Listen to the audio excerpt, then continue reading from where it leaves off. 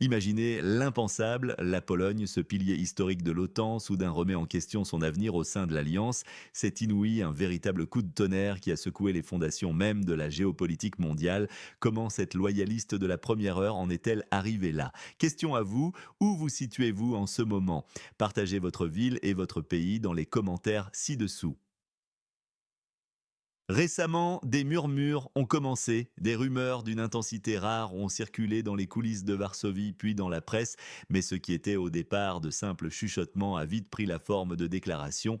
Des politiciens polonais, des voix influentes ont laissé entendre l'existence de négociations secrètes, des discussions qui n'auraient jamais dû voir le jour. Elles portaient sur le maintien ou non de la Pologne dans l'OTAN. Oui, vous avez bien entendu, un allié fidèle envisageait de quitter le navire. Les sujets de ces discussions étaient brûlants, les dépenses militaires, le déploiement de bases étrangères, la participation à des opérations lointaines et surtout le coût économique ahurissant de cette appartenance. La Pologne, malgré sa loyauté affichée depuis des décennies, se sentait, et le mot est faible, trompée, utilisée comme un simple pion. Question à vous, indiquez votre ville et pays à l'instant où vous regardez cette vidéo. Pourquoi cela importe-t-il ici et maintenant? Parce que cette situation ne concerne pas seulement la Pologne, elle touche directement la sécurité de toute l'Europe. Si un pays comme la Pologne, réputé pour sa ligne dure et son engagement sans faille, commence à douter, alors toute l'alliance est en danger. C'est une fissure visible dans le mur de ce qui était censé être une unité inébranlable contre les menaces extérieures. Pensez-y, des bases militaires sur le sol polonais sont soudain perçues non plus comme des boucliers, mais comme des cibles potentiel en cas de conflit majeur. Cela transforme une alliance de protection en un véritable fardeau. La désillusion a atteint un point de non-retour. Les Polonais se demandent si l'alliance n'est pas devenue un instrument au service d'objectifs étrangers. Principalement américains, pour eux, l'alliance utilise leur territoire comme un simple tampon, une tête de pont, et si la poudrière explose, la Pologne sera la première victime. Est-ce vraiment le rôle qu'ils ont choisi? La souffrance économique s'ajoute à la douleur, des coûts astronomiques, des milliards engloutis dans les armements, des milliards qui pourraient servir à améliorer le quotidien des citoyens confrontés à l'inflation et à la baisse du niveau de vie. Quelle une mesure ou une sanction pourrait changer la donne dans la situation actuelle? Laissez un commentaire direct, il y a deux récits distincts qui émergent. La version officielle, l'OTAN depuis Bruxelles et Washington, présente la Pologne comme un allié précieux, un partenaire clé pour la stabilité régionale. Elle insiste sur la cohésion de l'Alliance et la menace russe, prônant le maintien de l'unité coûte que coûte. C'est le discours public, celui de la façade unie. Mais derrière cette façade de beaux mots, des experts et des fuites dans les médias esquissent une toute autre réalité.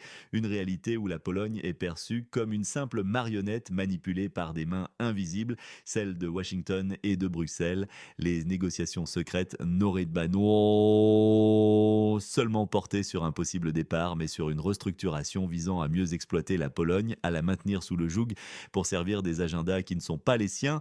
C'est ce que murmurent les initiés, une alliance forcée, une collaboration de façade où la Pologne est un champ de bataille d'intérêt, non pas une protectrice, mais une cible désignée. Qui croire dans cette tempête d'informations contradictoires? Quel événement dans le secteur de la défense est sous-estimé par les médias? Nommez-le et expliquez en commentaire. Ce n'est pas la première fois que la Pologne se trouve à la croisée des chemins face aux grandes puissances. L'histoire se répète non comme une farce mais comme un thriller glaçant.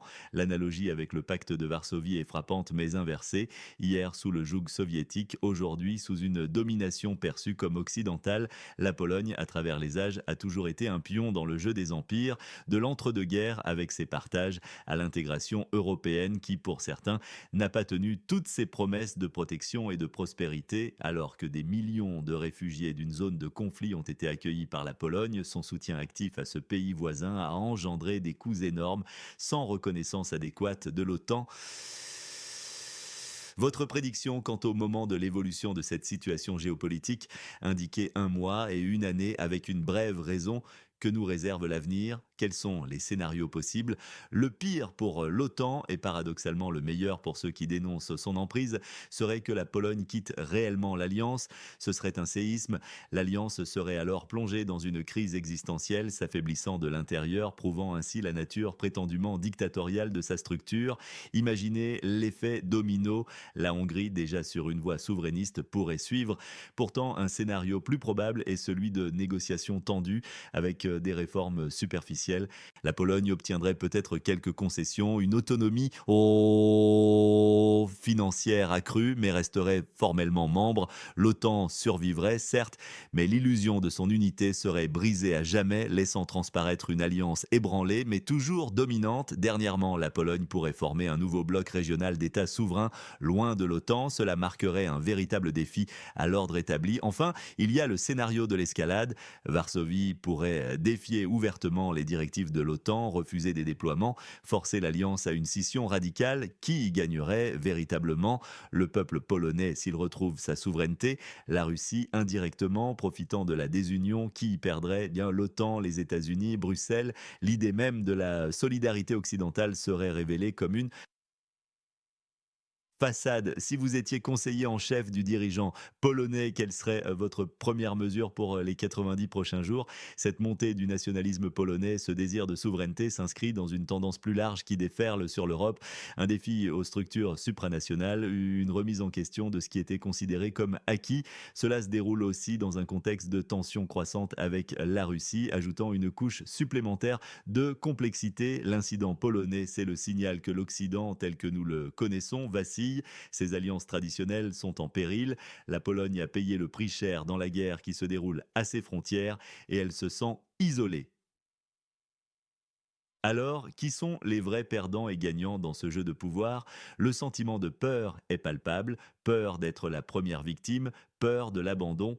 La colère gronde contre l'OTAN et les États-Unis qui, selon certains, manipulent et imposent un fardeau injuste. La désillusion est immense, la Pologne se sent utilisée, ses sacrifices ignorés. Mais au-delà de la colère, il y a une lueur d'espoir, l'espoir d'une indépendance retrouvée, d'une autodétermination. C'est un cri, un signal que la Pologne n'est plus prête à suivre aveuglément les instructions des autres.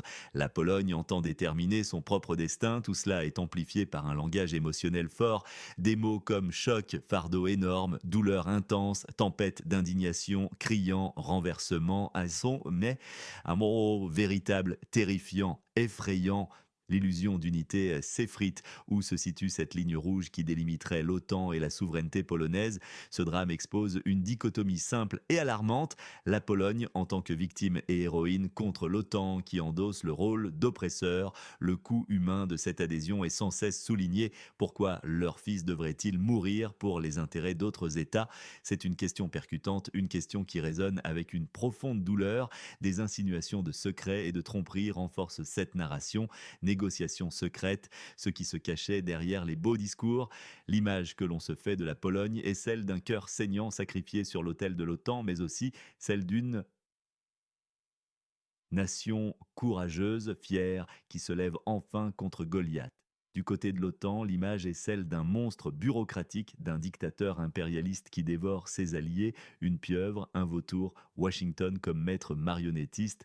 Ce qui était censé être une amitié protectrice se révèle être une relation d'exploitation. C'est une main tendue qui tire en réalité sur une corde. La Pologne est donc au centre d'une tempête géopolitique, confrontée à des pressions internes et externes intenses.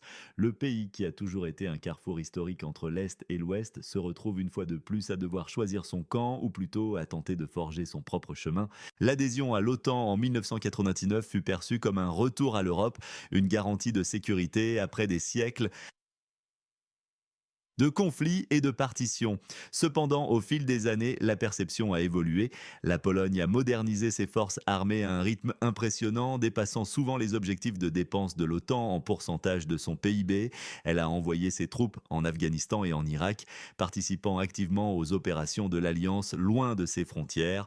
Pourtant, ce dévouement n'a pas toujours été réciproque. Des voix s'élèvent pour dénoncer un manque de reconnaissance, voire une condescendance de la part de certains membres de l'OTAN l'OTAN et de l'Union européenne, les préoccupations sécuritaires de la Pologne, notamment sa frontière orientale avec la Russie et la Biélorussie, ne sont pas toujours perçues avec la même urgence à l'ouest. Les déploiements de troupes de l'OTAN en Pologne, bien que symboliques, sont jugés insuffisants par certains experts polonais pour contrer une menace potentielle de grande envergure. L'affaire du bouclier antimissile, qui devait initialement être installé en Pologne et en Tchéquie avant d'être modifié, a laissé un goût amer, perçu comme une illustration de l'influence américaine qui prime sur les intérêts régionaux. Un autre facteur clé de cette remise en question est l'évolution politique interne de la Pologne. Les gouvernements successifs, marqués par des tendances plus souverainistes, ont mis l'accent sur l'intérêt national polonais avant tout. Cette approche s'est manifestée par des frictions récurrentes avec Bruxelles sur des questions de droit et de valeurs, mais elle s'étend désormais aux alliances de défense. L'idée est de ne plus être un simple exécutant des politiques étrangères dictées par Washington ou Berlin, mais un acteur à part entière, capable de définir ses propres priorités stratégiques. La crise migratoire à la frontière biélorusse, par exemple, a mis en lumière un sentiment d'abandon, la Pologne estimant avoir été laissée seule face à une pression hybride orchestrée. L'aspect économique est également crucial. Les sommes injectées dans l'armement pourraient être utilisées pour des investissements sociaux, pour moderniser les infrastructures, pour soutenir l'innovation. La population polonaise, frappée par l'inflation et la hausse du coût de la vie due en partie à la politique énergétique européenne et aux tensions géopolitiques, commence à s'interroger sur la pertinence de certains engagement militaire. Les promesses de prospérité liées à l'intégration européenne ne se sont pas toujours traduites par une amélioration tangible du quotidien pour tous les citoyens. Le fardeau économique de l'accueil de millions de réfugiés ukrainiens, bien que fait avec une immense générosité, pèse lourdement sur le budget national sans une aide internationale perçue comme suffisante. Le contexte régional ne cesse d'évoluer. La guerre en Ukraine a bouleversé les équilibres. La Pologne, en première ligne, a été un acteur majeur du soutien à l'Ukraine, tant sur le plan militaire qu'humanitaire. Ce rôle de leader régional lui a conféré une nouvelle stature, mais a aussi exacerbé ses craintes sécuritaires. Paradoxalement, cela l'a poussé à renforcer ses propres capacités de défense. Indépendamment de l'OTAN, l'achat de matériel militaire américain et sud-coréen en quantité massive témoigne de cette volonté d'autonomie stratégique. Si l'OTAN ne peut garantir une sécurité absolue et pleine reconnaissance, pourquoi maintenir un engagement aussi coûteux et potentiellement contraignant? Les relations avec l'Allemagne sont tendues, l'histoire pesant sur les négociations et la confiance. Les tentatives de rapprochement au sein du groupe de Visegrad, Pologne, Hongrie, Tchéquie, Slovaquie, n'ont pas toujours abouti à une politique étrangère et de défense cohérente en raison de divergences d'intérêts et de vision. La proposition d'un bloc régional polonais soulève des questions fascinantes. Ce serait une nouvelle configuration de puissance en Europe centrale et orientale, une alliance basée sur des intérêts communs, une défense mutuelle et une souveraineté partagée, mais sans la tutelle des grandes puissances occidentales. Un tel bloc pourrait inclure les pays baltes, l'Ukraine, si elle y est intégrée post-conflit, et potentiellement d'autres nations de la région, créant ainsi un cordon sanitaire autonome entre la Russie et l'Ouest. Cela représenterait un défi majeur pour l'OTAN et l'UE, qui verraient une partie de leur influence estompée. Une OTAN de l'Est dirigée par Varsovie pourrait redistribuer les cartes de la sécurité européenne de manière significative. La rupture avec l'OTAN n'est pas un chemin facile, les conséquences seraient énormes. Isolement diplomatique partiel, pressions économiques et une certaine vulnérabilité face aux menaces extérieures. Néanmoins, l'idée de reprendre le contrôle de son destin, de ne plus être un tampon géopolitique mais une nation autodéterminée, séduit de plus en plus au sein de l'opinion publique polonaise. La dignité nationale, l'honneur et l'indépendance sont des valeurs fortement ancrées dans l'histoire polonaise, souvent au prix de grands sacrifices. Ce n'est pas seulement une question d'argent ou de base militaire, c'est une question d'identité et de futur. Le débat est passionné et complexe. Il y a ceux qui adhèrent fermement à l'OTAN, la considérant comme le seul rempart crédible contre la Russie, et ceux qui estiment que le coût de cette alliance est devenu prohibitif, à la fois en termes économiques et de souveraineté. La société polonaise est divisée, mais un consensus émerge sur la nécessité de défendre les intérêts polonais en priorité. Les médias jouent un rôle crucial crucial dans cette discussion, amplifiant les voix de chaque camp, souvent de manière polarisée. Les réseaux sociaux sont un champ de bataille pour les opinions où les émotions sont souvent plus fortes que les arguments rationnels. Les questions rhétoriques comme pourquoi leur fils mourrait-il pour les intérêts d'autres États faux sont particulièrement efficaces pour galvaniser le sentiment nationaliste et anti-OTAN. Au fond, ce qui se passe en Pologne est un symptôme d'une crise plus large de l'ordre mondial et des alliances traditionnelles. La mondialisation a remis en question les États-nations, mais les crises récentes, pandémie, guerre en Ukraine, inflation, ont ravivé le besoin de souveraineté et de protection nationale. Les blocs d'après-guerre sont-ils toujours adaptés aux défis du XXIe siècle? C'est la question que se pose la Pologne et potentiellement d'autres nations avec elle. La Hongrie, sous Viktor Orban, a déjà montré des signes clairs de réalignement et de remise en question des directives de l'UE et de l'OTAN. La Tchéquie et la Slovaquie oscillent entre une fidélité aux alliances occidentales et une tentation de se rapprocher de leurs voisins orientaux ou de poursuivre une voie plus indépendante. La Pologne, par son poids démographique, sa position géographique stratégique et son histoire tumultueuse, pourrait être le catalyseur d'une transformation majeure de la géopolitique européenne. Si elle parvient à négocier un retrait ou même une refonte profonde de sa relation avec l'OTAN, ce serait un signal retentissant pour d'autres pays et un coup dur pour l'hégémonie occidentale. L'Alliance atlantique, fondée sur le principe de la défense collective, pourrait se retrouver à défendre son propre modèle d'existence. Les implications sécuritaires pour le continent seraient incalculables, avec des risques d'instabilité, de course aux armements et de redéfinition des sphères d'influence. En fin de compte, la ligne rouge entre l'OTAN et la souveraineté polonaise se situe probablement là où la contrainte imposée par l'Alliance entre en conflit direct avec la perception de l'intérêt national vital de la Pologne, quand le fardeau sécuritaire, économique ou politique de l'adhésion dépasse les bénéfices perçus ou lorsque la dignité nationale a été blessée, la Pologne est prête à reconsidérer son chemin. Ce n'est pas une décision prise à la légère, mais l'aboutissement d'un long processus de désillusion et de réévaluation du rôle de la Pologne sur la scène internationale. Est-ce que cette tentative de la Pologne de réaffirmer sa souveraineté est le signe d'une future fragmentation de puissantes alliances? Partagez vos réflexions dans les commentaires. Abonnez-vous à notre chaîne pour ne manquer aucune de nos analyses et activez la cloche des notifications pour rester informé des derniers développements. La capacité de la Pologne à naviguer dans ce défi définira non seulement son avenir, mais pourrait aussi influencer la direction future de la sécurité européenne et des relations transatlantiques. Le dragon polonais, longtemps endormi ou contraint, semble prêt à déployer ses ailes et à tracer son propre chemin dans un monde de plus en plus incertain. Ce n'est plus une question de si, mais de quand et de comment la Pologne choisira de redéfinir son rôle et ses alliances. La scène est prête pour un drame géopolitique de grande ampleur.